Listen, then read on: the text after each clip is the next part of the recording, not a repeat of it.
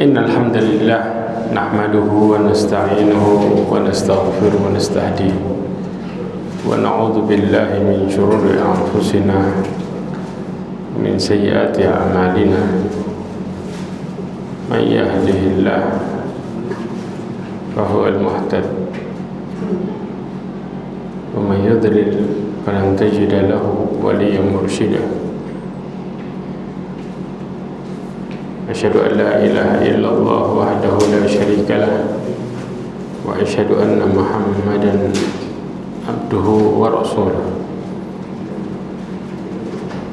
بلغ الرسالة وأدى الأمانة ونصح الأمة وتركها على محجة البيضاء ليلها كنهارها لا يزيغ عنها إلا هالك. أما بعد، معاشر المؤمنين rahimani wa rahmatullah. Alhamdulillah, kita bersyukur kepada Allah Azza wa Jalla yang memberikan kepada kita semua betapa banyak kenikmat yang Allah berikan sehingga kita mudah untuk menjalankan kehidupan ini. Tanpa nikmat yang Allah berikan, tidak akan pernah kita menjalankan kehidupan ini dengan baik. Salawat dan salam kepada Nabi Muhammad sallallahu alaihi wasallam, khairul anbiya'i wal mursalin, sebaik nabi dan sebaik rasul. Kita lanjutkan lagi. Sampai mana kemarin? Ayat berapa? 86.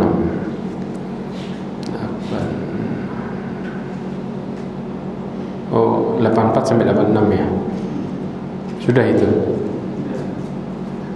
Yang dimana Nabi Yakub dalam posisi bersedih itu ya. Oke. Pada waktu Nabi Yakub dalam posisi bersedih, ya. Oh, belum itu. Yang 84 sampai 86.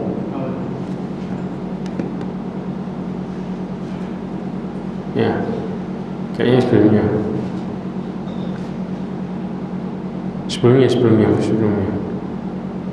Masih berpisah terhadap anaknya. Oh, sudah. Yang kesedihan itu. Kemudian Allah Subhanahu wa taala mengatakan wa tawalla anhum wa qala ya asafa ala yusuf wa biyaddat aynahu min al-huzni fa huwa kadhib qalu tallahi tafta'u tadhkuru yusuf hatta takuna haradan aw takuna min al-halikin qala inna ma ashku bathi wa huzni ilallah wa a'lamu minallahi ma la ta'lamun. Allah katakan, dan Yakub berpaling dari siapa? Mereka, anak-anaknya. Kenapa? Karena Binyamin posisinya apa? Ketahan kan. Kemudian Nabi Yakub mulai mengingat anaknya yang hilang. Sengaja Allah Subhanahu wa taala menguji Nabi Yakub dengan ujian semakin kuat, di mana sekarang satu anaknya yang dicintai ini dua langsung hilang, yang keduanya hilang. Karena apa? Binyamin itu dijaga luar biasa, teringat dengan saudaranya yang satu ibu, Nabi Yusuf. Bahkan dikatakan Nabi Yakub ini begitu seringnya bersedih. Tapi bagaimana cara Nabi Yakub mengatasi rasa sedihnya? Di sini Allah jelaskan. Ya, akhirnya waktu itu Nabi Yakub berpaling dari anak-anaknya seraya berkata, celaka, ya, aduhai dukaku, kata Nabi Yakub, aduhai dukaku terhadap Yusuf. Betapa sedihnya dia mengingat Nabi Yusuf. Dan kedua matanya menjadi putih, wabiyaddat aynah. Ya, kenapa? Karena kesedihan. Dia adalah seorang yang menahan amarahnya terhadap anak-anaknya. Fahuwa kadhim. Kenapa menahan marah? Karena ya ikhwah, kita tahu posisi Nabi Yakub itu mengerti kalau Nabi Yusuf itu enggak meninggal, tapi merupakan propaganda anaknya. Sekarang kejadian lagi, ternyata saudaranya Nabi Yusuf juga enggak balik, sehingga Nabi Yakub kehilangan dua anak. Ya, disinilah Nabi Yakub begitu menahan rasa kesalnya. Sehingga apa? Nabi Yakub mengatakan qalu tallahi tafta'u tadhkuru Yusuf hatta takuna haratan aw takuna minal halikin. Mereka anak-anaknya mengatakan, demi Allah, senantiasa kamu mengingat Nabi Yusuf sehingga kamu mengidap penyakit yang berat atau termasuk orang-orang yang binasa. Apa jawaban Nabi Yakub? Nabi Yakub mengatakan, innama ashku bathi wa huzni ilallah wa a'lam minallahi ma la ta'lamun. Sesungguhnya aku mengeluhkan kesedihan. Ya ikhwah, istilah al-bath dan huzn disebutkan dalam Fathul Qadir oleh Imam Syaukani. Sebagian ulama mengatakan bath itu al-huznul azim, kesedihan yang berat. Itu istilahnya al-bath. Bahkan istilah bath ini puncak kesedihan yang dengan memikirkan sesuatu yang buruk. Puncaknya itu disebut bath. Kalau istilah huzn adalah kesedihan terhadap musibah yang telah lalu. Ya, kita kalau kemudian mikirin yang telah lalu sudah lewat, kita kemudian ngerasain sedih, itu disebut dalam bahasa Arabnya huzn. Tapi kalau puncak kesedihan sampai berpikiran tentang keburukan, maka kita disebut dengan bath. Kalau kita bilang sedih yang sangat berat, yang lebih ringannya disebut huzn. Keduanya terkumpul kepada Nabi Yakub. Disebutkan dalam tafsir At-Tahrir wa Tanwir, di mana beliau terus memikirkan kesulitan-kesulitan yang akan menimpa Nabi Yusuf karena hidup dalam keasingan serta tidak ada yang memperhatikannya. Karena ngerti Nabi Yusuf masih hidup, jadi ketika ngerti anaknya masih hidup tapi nggak bisa ketemu, kepikirannya nggak karuan. Ya ini seorang ayah, seorang bapak, nanti anak saya kalau berat bagaimana, dia memikirkannya terus dan nggak ngerti Nabi Yusuf di mana posisinya. Tapi yang jelas dia yakin Nabi Yusuf masih hidup. Nah, kita bisa lihat orang-orang yang kehilangan orang, yang kemudian ngerasa orang itu masih hidup, itu jauh lebih berat sedihnya dibanding dia tahu orang yang dicari sudah meninggal. Nah, maka orang depresinya lebih berat sampai ada kepada fase depresi karena ngerasa masih hidup tapi di mana nggak tahu. Ya. Kemudian kalau kita bilang huzn, beliau bersedih akan musibah yang terlampau, yang dimana terpisahnya dengan Nabi Yusuf. Bahkan sebagian ulama mengatakan dalam kitab Bahrul Ulum yang ditulis oleh As-Samarqandi, jelaskan al-bathu asyaddul huzn wa innama sumiyal huznil bath li'anna sahibahu la yasbir alaihi hatta yabuthahu aw ay yafshuh. Dikatakan apa?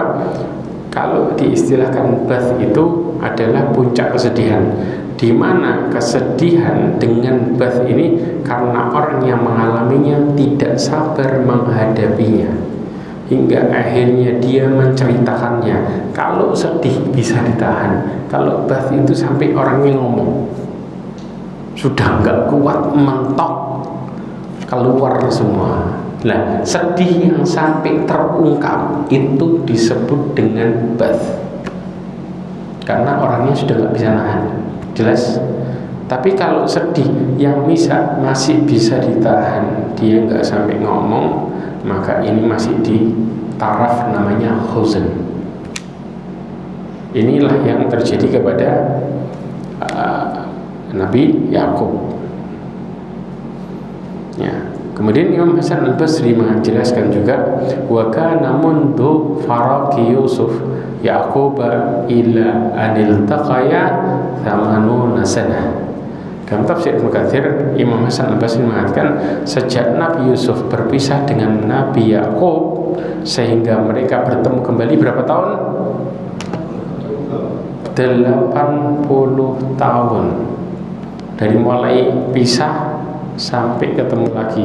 Berarti umur Nabi Yakub berapa coba? Bisa 100 lebih itu. Iya 100 harusnya, sekitar segitu. Kenapa? Waktu itu Nabi Yusuf masih kecil, mungkin sekitar berapa? 10 tahun atau berapa? Ya, kemudian nggak sampai 10 tahun, makanya masih anak-anak, masih sangat muda lah. Ya, nanti kita jelaskan tentang Nabi Yusuf gimana menghadapi kesusahannya. Ada diistilahkan juga sabar itu nanti ada 2 jenis, kita akan bahas juga di sini. Ya, kemudian dikatakan wadumu'uhu tajri alal khadiyah alal khaddaihi, dikatakan bahwa air matanya, ya, kesedihannya, kalau kita bilang semenjak kehilangan terlepas dari Nabi Yusuf tadi, air matanya mengalir di kedua pipinya. Ya, kenapa? Wa ma'ala wajhil ardi abdun ahabba ilallah min Yaqub. Padahal tidak ada hamba di atas muka bumi pada waktu itu yang lebih dicintai oleh Allah daripada Nabi Yaqub. Sedihnya berapa tahun? 80 tahun. Berarti orang yang dicintai sama Allah, Allah berikan cintanya bersama ujian. Tapi Allah kasih solusi. Ini hambanya curhat terus sama Allah. Allah kasih rahmat, tapi masalahnya belum selesai. Paham maksudnya? Artinya mereka menghadapi hidupnya dengan curhat terus. Tapi sebaliknya, kalau kita menghadapi hidup dengan cara kita sendiri, bukan curhat yang keluar, tapi depresi dan mengakhiri hidup. Berapa banyak orang mentok mengatakan sudahlah, mendingan saya tak mati aja. Ini bukan sikap orang mukmin. Orang yang berpikir seperti ini, mereka berpikir dengan pikiran yang pendek, nyelesain masalahnya dengan caranya sendiri. Kalau sudah menyelesaikan masalah dengan caranya sendiri, otak kita terbatas enggak? Sangat terbatas. Bukan terbatas lagi, sangat terbatas. Maka ketika kita menemui jalan buntu, kita tidak bisa melakukan apa-apa. Berbeda dengan hamba yang memasrahkan urusannya sama Allah, maka mereka akan dapat solusi di tengah masalahnya yang berjalan. Pahamnya? Tiap hari mereka masih bisa hidup, menjalani hidupnya dan ketaatannya kepada Allah Azza wa Jalla dengan baik, tanpa berkurang ketaatan tadi di tengah masalahnya yang berjalan. Artinya Allah kasih rahmat hatinya sambil mereka menjalani masalahnya. Ini pentingnya. Kalau orang sudah mendapatkan rahmat dan lapang dada, kira-kira masalah yang berjalan tadi jadi problem nggak?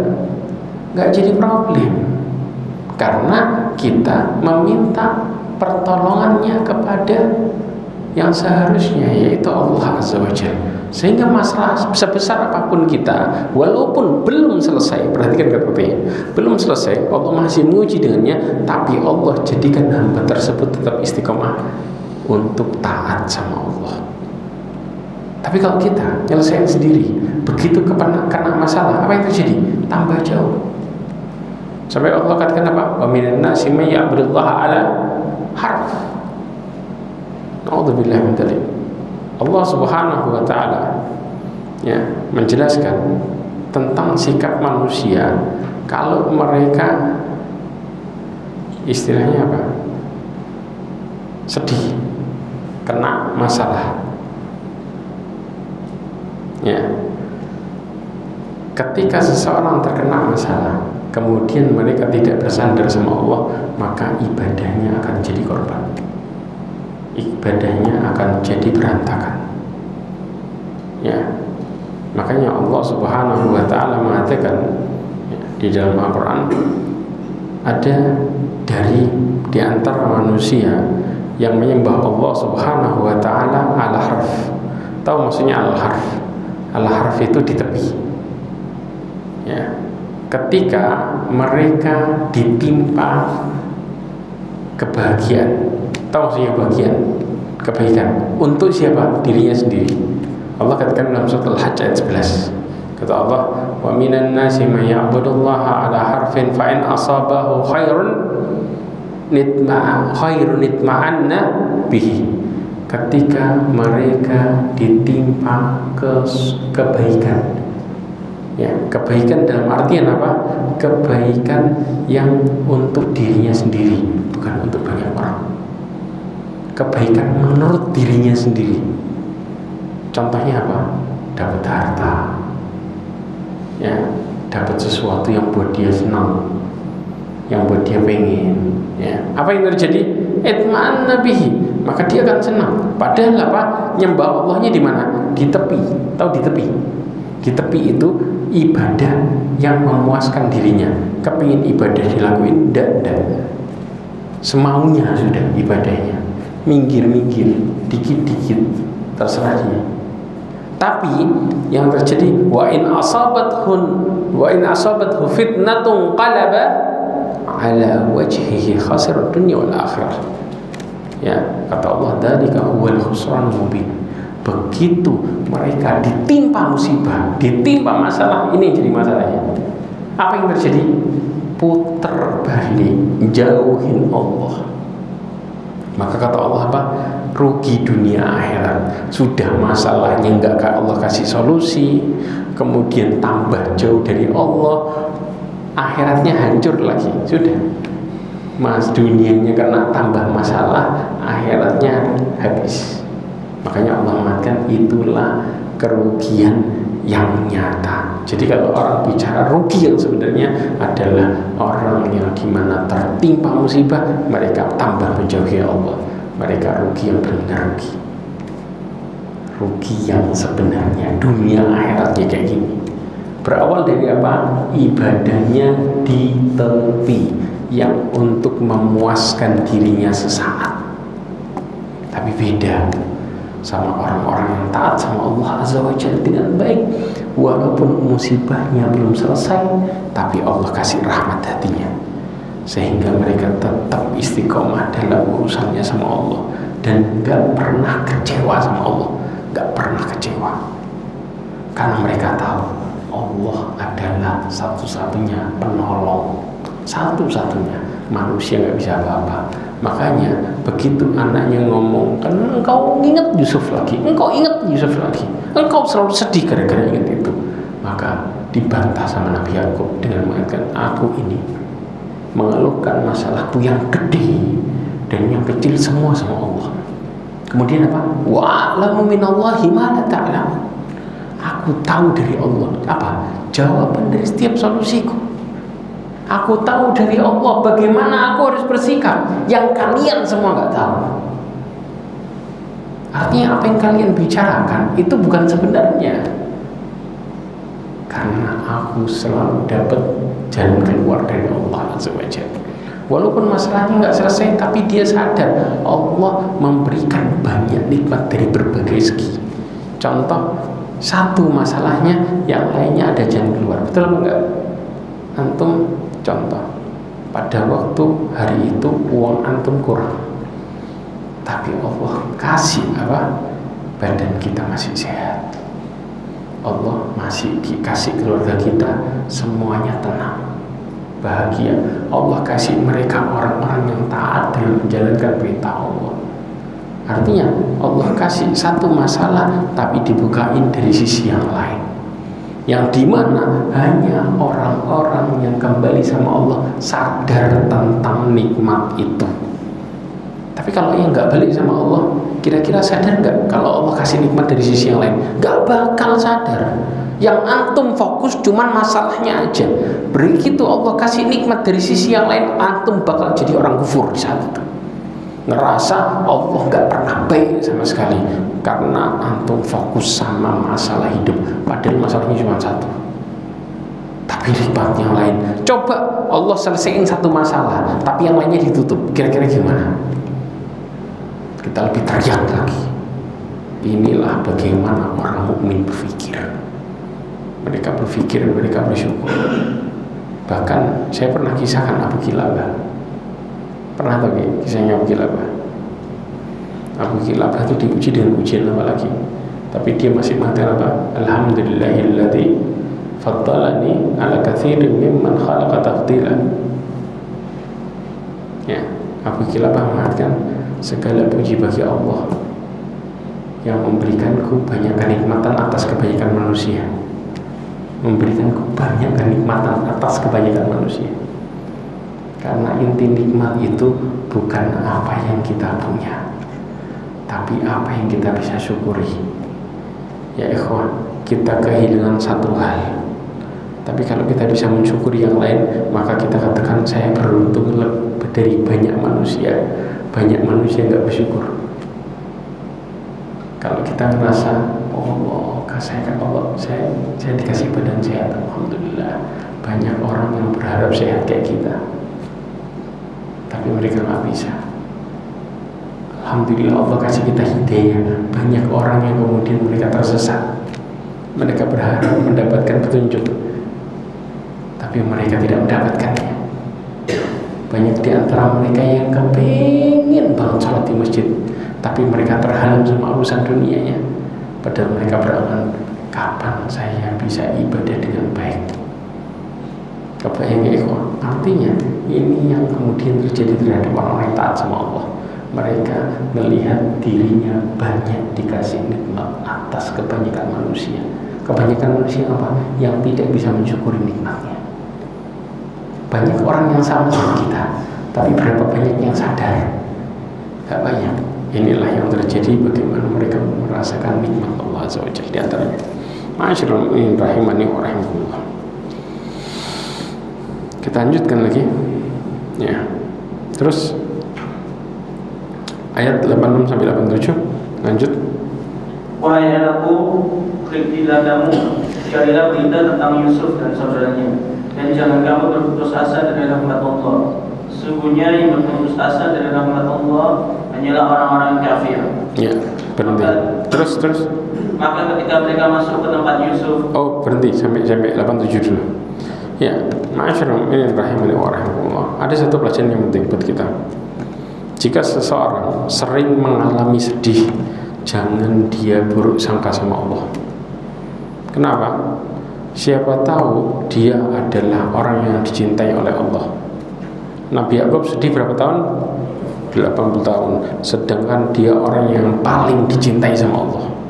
Paling dicintai.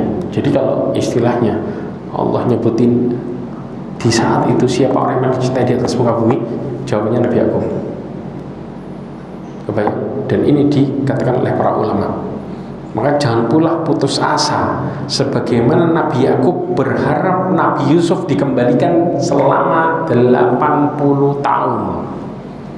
Berarti orang yang dicintai sama Allah, Allah akan kasih sifat optimis. Buktinya 80 tahun Nabi Yakub berdoa. Kebayang? Dan gak pernah putus asa. Ya. Kemudian seorang nabi yang gak punya anak sampai 80 tahun siapa? Nabi Ibrahim ya. Satunya lagi Zakaria. Ya. Nabi Zakaria itu ngomong apa? Aku gak pernah bosan buat berdoa. Gak pernah bosan. Ini menunjukkan walaupun mereka nggak dikasih, tetap minta, karena Allah akan kasih tepat pada waktunya, tepat. Begitu dikasih, langsung bersyukurnya sama Allah, berharap anaknya jadi anak yang taat sama Allah. Dibalik sabarnya dia, berarti orang yang diuji sama Allah, Allah jadikan doanya mustajab. Allah kasih di balik ujiannya anugerah yang sangat besar. Allah kasih Nabi Yakub begitu ketemu sama anaknya, anak yang paling terhormat di negeri Mesir, terhormat. Didatengin Nabi Yakub beserta keluarganya, satu perang Mesir semuanya senang. Begitu ketemu Allah jadikan yang paling mulia. Dibalik orang tua yang sabar 80 tahun gak ketemu. Inilah hadiah yang Allah kasih dibalik apa yang dicintainya. Jadi jangan pernah merasa kalau Allah kemudian apa? Menjauhi kita dibalik ujian, karena yang Allah benci gak bakal diuji. Tapi yang Allah cintai, mereka justru diuji dengan ujian yang luar biasa. Karena cintanya Allah, Allah kasih di baliknya sifat selalu kembali sama Allah. Wa 'alallahi falyatawakkalul mutawakkilun. Hanya kepada Allah lah orang-orang yang bertawakal, berserah diri. Ini sifatnya mereka di balik masalahnya.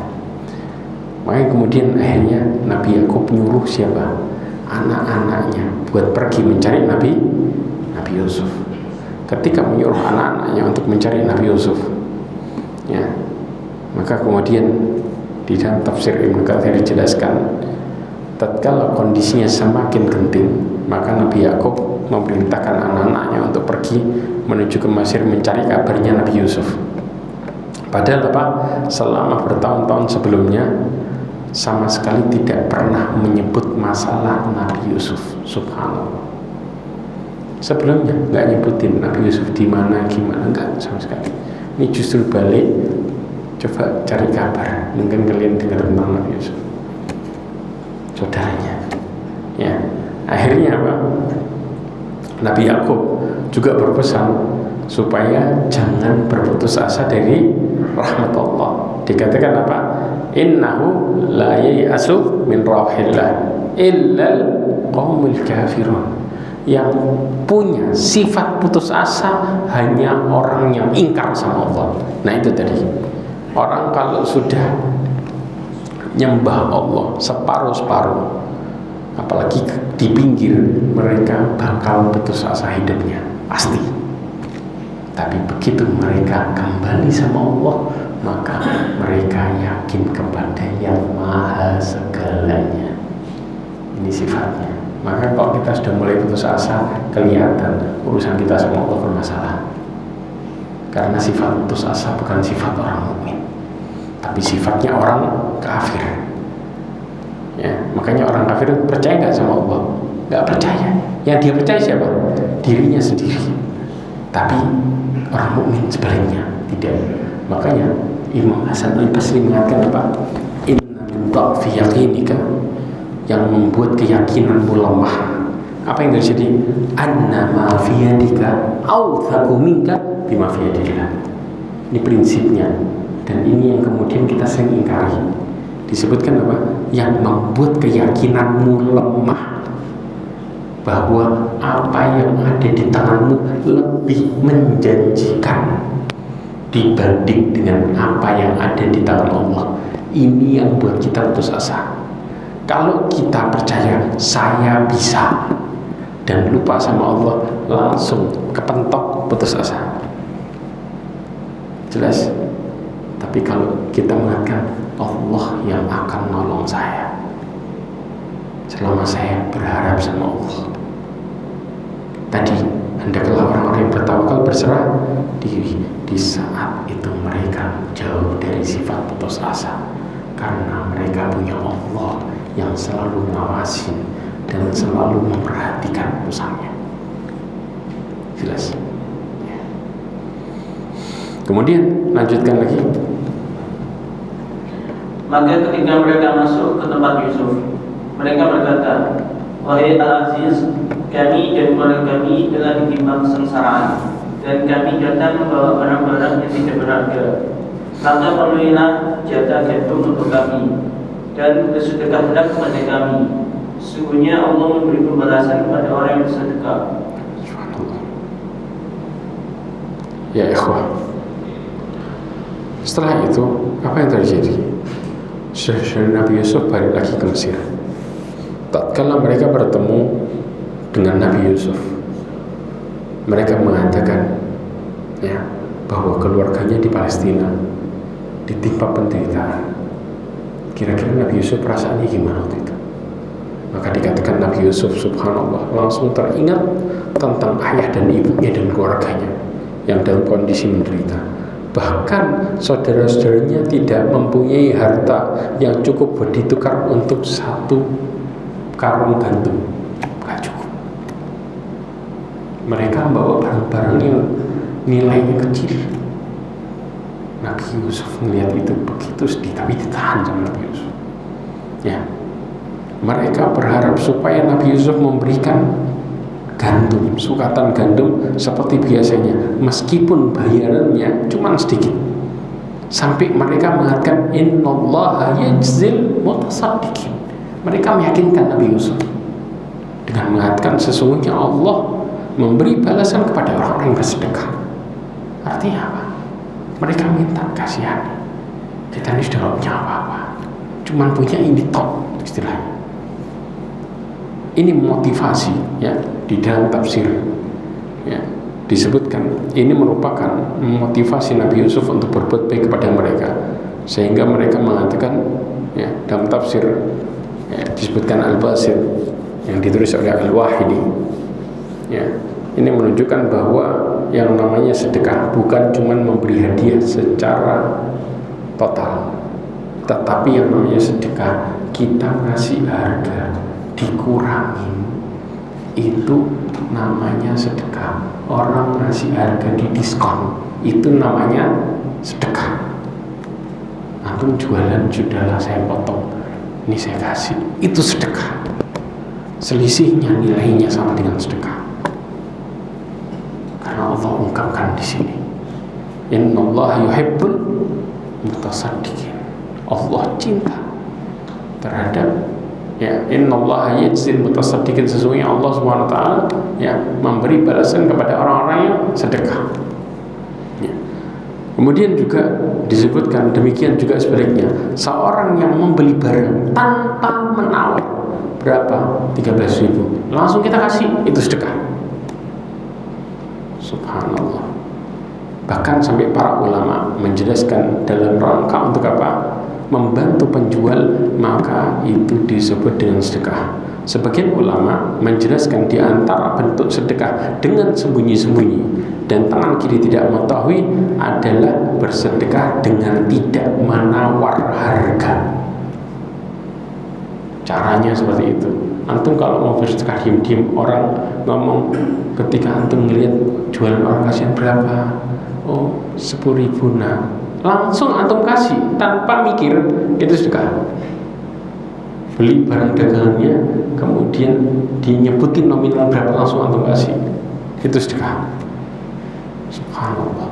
Sampai di titik ini menunjukkan isyarat juga orang yang berbuat baik akan diberikan jalan sempurna oleh Allah, meskipun yang berhutang budi nggak balas.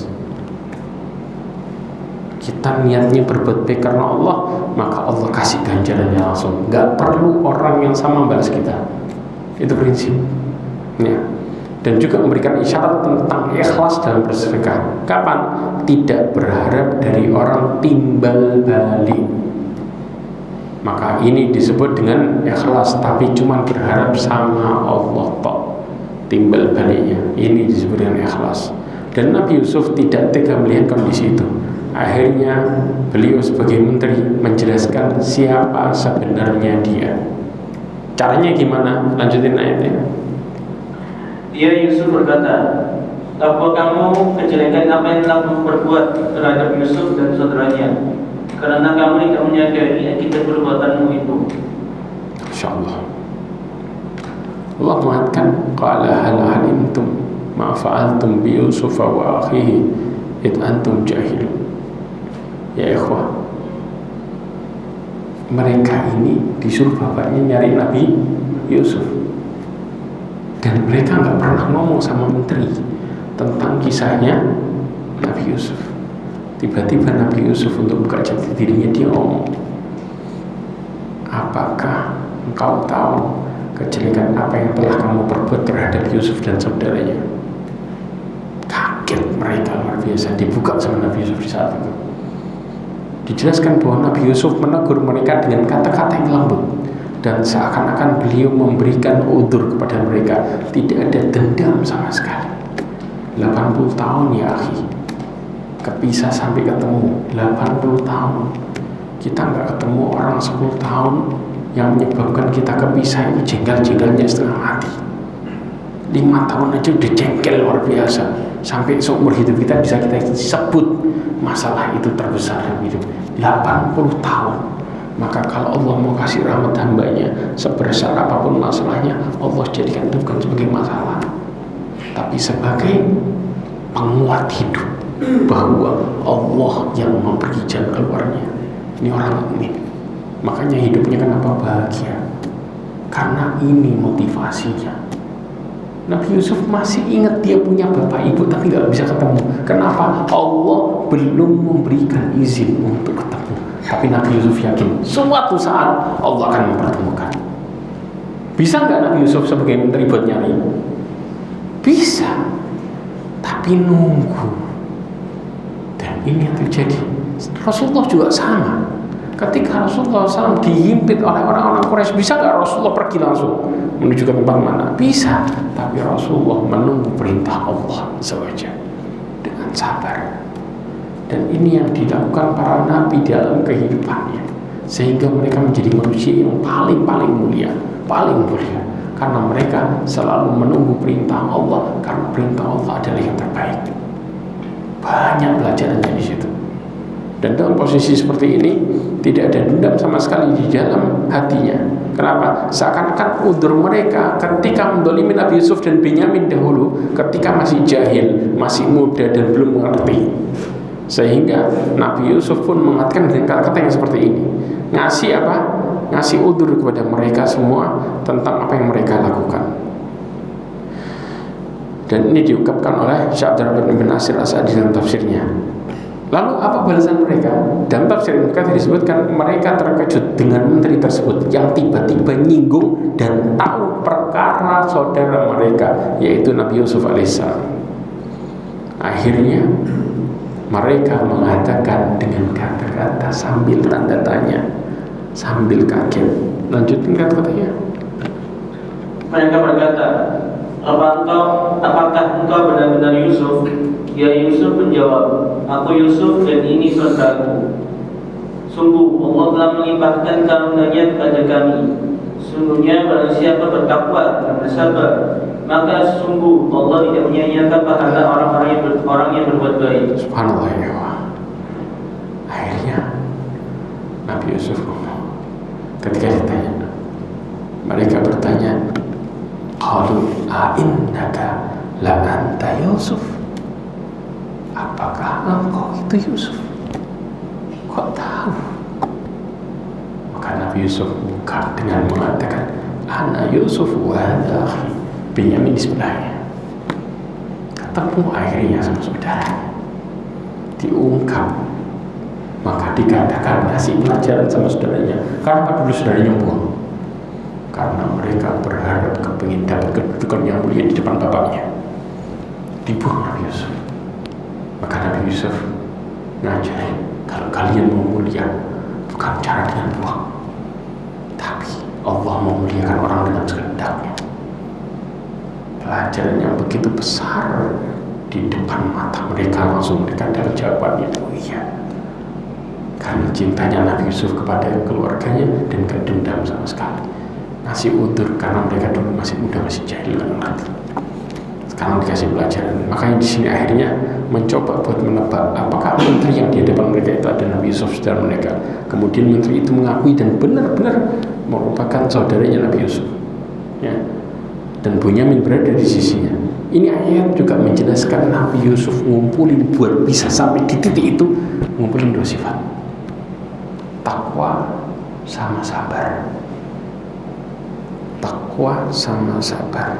Kenapa? Perhatikan baik-baik. Dua hal yang digabungkan langsung.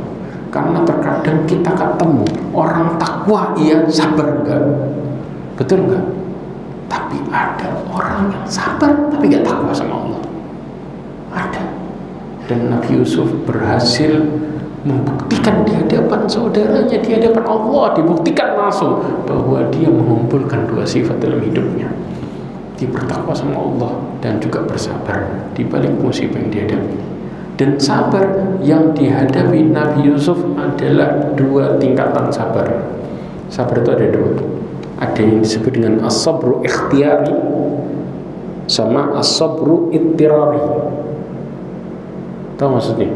Ikhtiyari ini apa? Pilihan.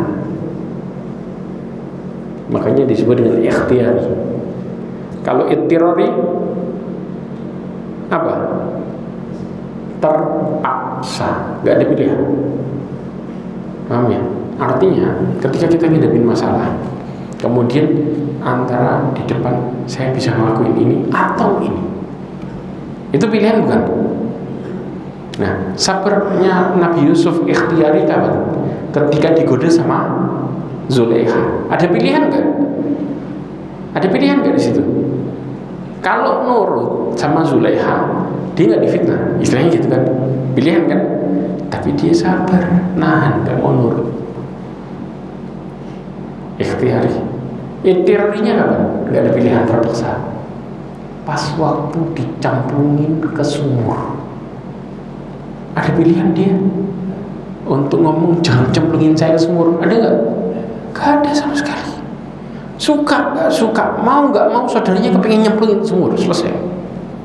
Ini namanya sabar yang dia nggak ada jalan keluar.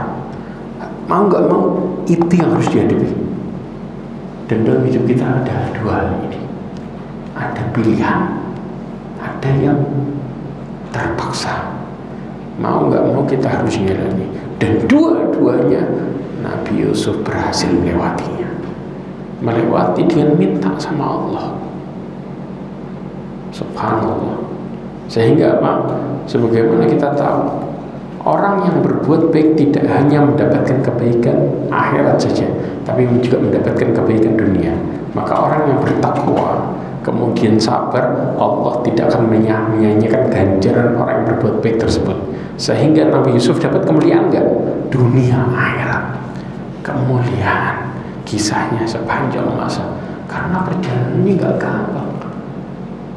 Ya ikhwah, antum buka YouTube, antara ibu dengan anak enggak bertemu 16 tahun, viral. Apalagi 80 tahun, 16 tahun sudah heboh dijaga. Sampai diwawancarai gimana perasaannya, marah enggak, kecewa enggak, diomongin, ditanyain, diwawancarain, antum bisa pengen 16 tahun, Nabi Yusuf 80 tahun. Ini yang terjadi. Subhanallah. Dan Nabi Yusuf enggak marah sama saudaranya, dikasih nasihat. Kenapa? Dengan mengatakan, ya, sesungguhnya barang siapa yang bertakwa dan bersabar, sesungguhnya Allah tidak menyanyikan pahala orang yang berbuat baik. Jelas? Ma'asyiral mu'minin rahimani wa rahimakumullah. Juga ayat ini menjelaskan juga Nabi Yusuf mengungkapin nggak nih kenikmatannya? Mengungkapin nggak di situ? Mengungkapkan dengan mengatakan apa? Dengan mengatakan sesungguhnya Allah telah melimpahkan karunia-Nya kepada kami, dia sama saudaranya. Ngungkapin kan? Nah, ngungkapin dalam posisi yang seperti ini disebut dengan tahadduts bin ni'mah. Istilah tahadduts bin ni'mah itu yaitu menceritakan nikmat yang Allah berikan. Ya, dan ini disebutkan di dalam kitab Fawaid. Ya, jadi tujuannya untuk memotivasi seseorang melakukan hal yang sama. Itu tujuannya. Bukan untuk riak, pamer, enggak sama sekali. Jadi tergantung niat seseorang di hatinya. Dan Nabi Yusuf kepingin motivasi saudaranya untuk kembali kepada Allah Azza wa Jalla dan tidak melakukan hal yang buruk seperti itu. Lanjut lagi ayatnya. Mereka berkata, demi Allah, sungguh Allah telah melebihkan engkau di atas kami, dan sesungguhnya kami adalah orang yang bersalah. Terus dia Yusuf berkata, pada hari ini tidak ada cercaan terhadap kamu. Mudah-mudahan Allah mengampuni kamu, dan Dia Maha Penyayang di antara para penyayang. akhirnya sudah ngakuin salah dengan mengatakan qalu tallahi laqad atharakallahu alaina wa in kunna la khati'in. Dikatakan demi Allah, kata mereka. Jadi sumpah itu bisa billah, wallah tallahi. Ini semua disebut dengan apa? Sumpah. Ya. laqad atharallahu alaina, sesungguhnya Allah telah melebihkan engkau di atas kami. Ya, wa in kunna la khatiin, sesungguhnya kami termasuk orang yang bersalah, kami berdosa. Saudaranya menyesalinya. Tapi Nabi Yusuf kemudian menjawab perkataan mereka dengan mengatakan, qala la tathriba 'alaikumul yawma, hari ini gak ada cercaan buat kalian, kak. Saya gak mau menghina, menjelek-jelekan kalian, tidak. Nabi Yusuf maafin. Kalau hati kita ini tenang, orang mau dolim sama kita malah kasihan sama yang dolim. Kenapa? Orang yang dolim sama kita, ribahin kita, mereka ngirim pahala. Betul nggak? Ngirim pahala. Orang yang didolimi semakin mulia di mata Allah. Orang yang dolim semakin hancur dan hina. Sampai ada sebuah kisah di mana seorang ulama dikatakan, fulan menghibahi dirimu. Tahu nggak? Yang gibahin tadi dikirimin hadiah. Terima kasih engkau telah mengirim pahala buatku. Subhanallah ya ikhwan. Karena mereka berpikir bahwa kebaikan itu di tangan Allah. Allah memberikan kemuliaan bagi orang yang dikehendakinya. Dengan apa? Musibah yang datang. Kemuliaan, bukan kehinaan. Kalau orang menyangka bahwa musibah yang Allah kasih kita hina, maka itu salah besar. Buktinya apa? Allah jadikan perhatian Allah kepada hamba-hambanya yang diberikan musibah. Rasulullah katakan dalam hadis yang Tirmidzi disebutkan, innallaha idza ahabba qauman ibtalahum. Allah kalau sudah cinta sama suatu kaum, Allah akan uji mereka. Tanda cintanya Allah, diuji dengan diberikan kemuliaan dan diberikan kesabaran di balik ujian yang ada, sehingga mereka menjadi hamba yang gampang maafin karena rasa kasihan sama orang yang zalim. Allah juga mengatakan wa ibadur rahmanil ladzina yamshuna 'alal ardi hauna wa idza khatabahumul jahiluna qalu salama. Hamba-hamba Allah yang Allah cintai, ketika mereka berjalan di atas muka bumi, mereka berjalan dengan penuh ketenangan. Hauna. Wa idza khatabahumul jahilun, orang-orang jahil, orang-orang yang zalim, ketika ngajak ngomong dia, mengajak berbicara dengan cara apa? Kedzaliman. Betul apa enggak? Qalu salama. Mereka membalas dengan yang baik, salama. Inilah yang terjadi hamba yang Allah sayangi sifatnya. Maka kemudian Nabi Yusuf mengatakan, mudah-mudahan Allah mengampunimu. Bahkan bukan sekadar tidak mencerca, Nabi Yusuf doain supaya dia dapat ampunan. Dan ini juga dilakukan oleh Rasulullah SAW. Rasulullah SAW ketika perang Uhud, antum tahu para sahabat ada yang nggak nurut, disuruh dikasih tahu jangan turun dari gunung, walaupun kami disambar burung. Tahu disambar burung maksudnya? Rasulullah maka disambar burung diistilahkan sama orang Arab itu, yaitu badannya sudah jadi bangkai semua, sudah pada meninggal, kemudian jasadnya dipatokin sama burung. Paham ya? Itu diistilahkan kayak gitu. Selama Rasulullah belum nyuruh turun, jangan turun. Artinya kalau kami kalah, belum ada perintah turun, jangan turun. Jelas perintahnya. Maka kemudian para sahabat tetap turun. Akhirnya terjadi hal yang sebaliknya. Allah berikan musibah yang begitu besar di balik pembangkangan atau mereka tidak mentaati Rasulullah SAW. Dari kejadian itu akhirnya Rasulullah mengatakan, Abu Bakar sudah ketakutan. Rasulullah berdoa, ini Abu Bakar sudah ketakutan. Aku takut Rasulullah mendoakan kami keburukan. Takut. Apa kata Rasulullah? Rasulullah berdoa, Allahumma ghfiril qaumi fa innahum la ya'lamun. Ya Allah, ampuni kaumku karena sesungguhnya dia nggak tahu. Maka Rasulullah mendoakan ampunan buat dia, buat mereka. Sama Nabi Yusuf mendoakan ampunan buat saudara-saudara. Inilah nikmatnya hati yang tenang yang Allah kasih kalau kita balik sama Allah.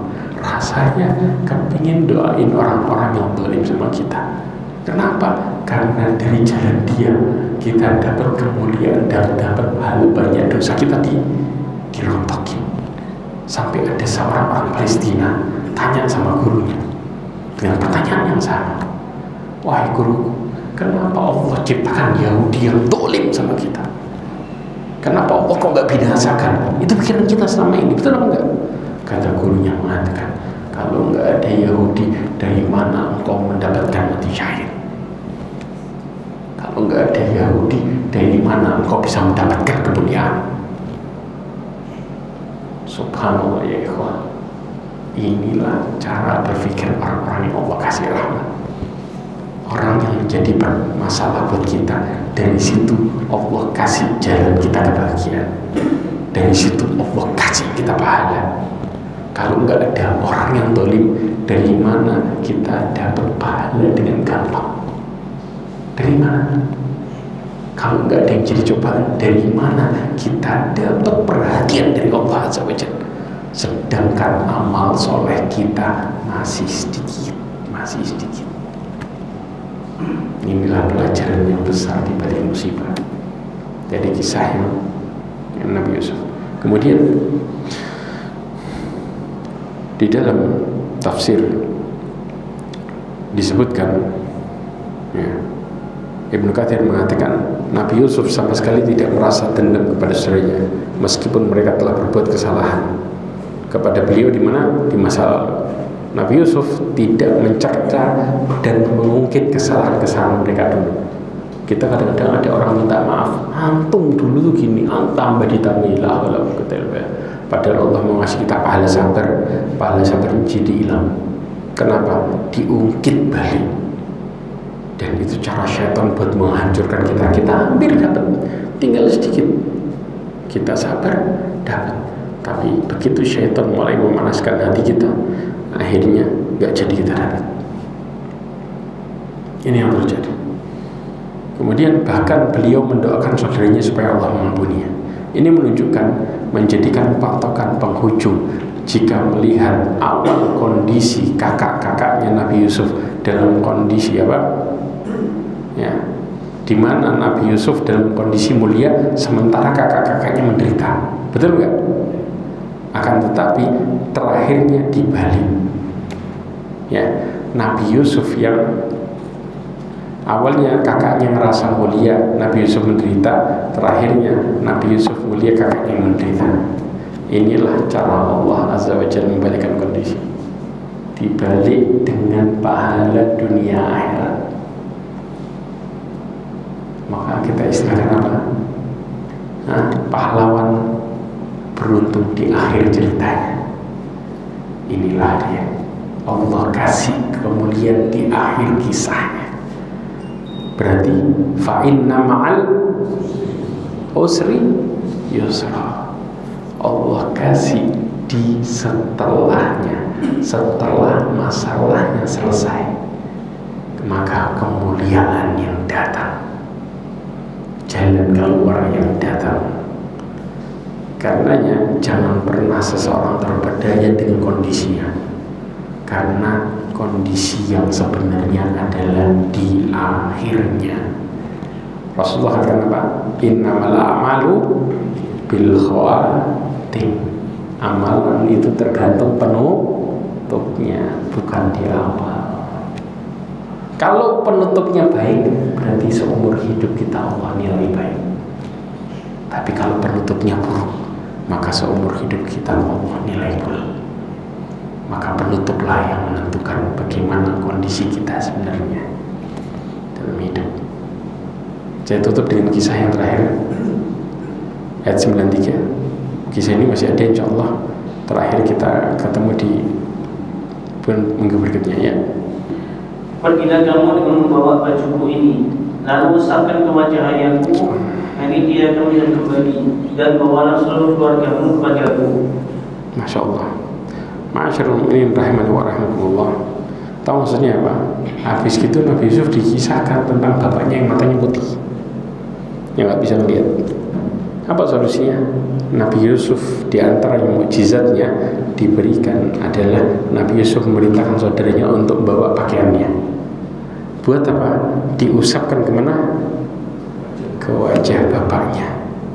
Ketika diusapkan, maka Nabi Yusuf mengatakan, ya'ti basirah, akan balik pandangannya lagi, sembuh. Ya, tentunya Nabi Yusuf melakukan ini bukan atas keinginan dirinya, tapi atas perintah siapa? Allah SWT. Allah kasih solusi, bayangin masalahnya diselesaikan, ditambahin solusi lagi oleh bapaknya sembuh. Allahu Akbar. Ini yang terjadi. Maka dari sini dijelaskan mukjizat yang lain dari Nabi Yusuf adalah Nabi Yusuf memerintahkan saudaranya untuk membawa jubahnya dan melemparkannya ke wajah bapaknya. Beliau akan bisa melihat kembali. Kenapa? Karena Nabi Yusuf mengetahui bahwa ayahnya buta. Setelah itu Nabi Yusuf berpesan kepada mereka apa? Supaya bawa keluarganya Bani Israel tadi dari Palestina kemana? Ke Mesir, dan menyambung tali silaturahmi dengan seluruh mereka, bukan sekedar keluarganya, kaumnya diborong. Bani Israel tadi diborong kemana? Bawa ke Mesir. Ini yang terjadi. Bani Israel siapa? Sekarang Yahudi. Yahudi itu sebutan buruk sebenarnya. Dalam Al-Quran, kalau Allah mencerca mereka dengan kata-kata Yahudi, tapi kalau Allah nyebutin mereka lagi taat dengan kata-kata apa?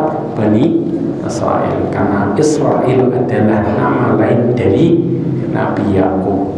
Sedangkan anak turunannya disebut Bani. Bani itu tuh turunan, anak-anak Nabi Yakub. Nah, ketika ya Nabi Yakub kemudian didatangkan bajunya tadi, dari kejauhan Nabi Yakub mengatakan, aku mencium bau Nabi Yusuf. Nah, kok bisa? Kira-kira apa komentar keluarganya? Dan bagaimana Nabi Yakub ketika tahu Nabi Yusuf jadi menteri? Insya Allah kita akan sambung di pertemuan berikutnya. Insya Allah nanti kita akan berbicara sikap Nabi Yakub ketika senang dengar anaknya jadi orang yang Allah muliakan, dinasihati anaknya, lihat bagaimana kondisinya. Ya, mudah-mudahan apa yang kita baca hari ini motivasi kita untuk jadi orang-orang yang bertakwa dan bersabar. Mudah-mudahan Allah berikan kita ketakwaan dan kesabaran di atas kehidupan ini, dan mudah-mudahan Allah jauhkan kita dari kesyirikan dan murkanya, serta mudah-mudahan Allah tutup hidup kita semua dengan husnul khatimah. Subhanallahumma bihamdika asyhadu an la ilaha illa anta astaghfiruka wa atubu ilaik. Wa akhiru da'wana alhamdulillah. Assalamualaikum warahmatullahi wabarakatuh.